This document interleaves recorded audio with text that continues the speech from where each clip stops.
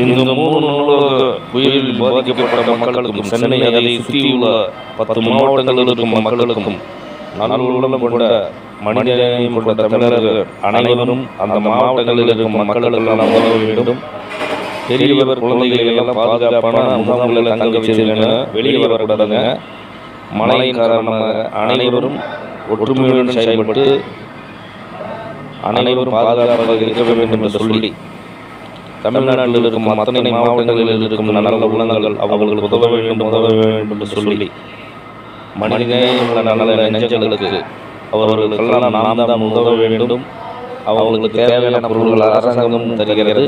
நம்மளும் அதை முன்னின்று அவர்களுக்கு பயன்படுமாறு அனைத்து பொருள்களும் உதவ வேண்டும் என்று சொல்லி அனைத்து தமிழ்நாட்டு மக்களையும் கேட்டுக்கொண்டு பொதுநலம் கருதி கோவை வல்லரசு நாகராஜ். நன்றி, வணக்கம்.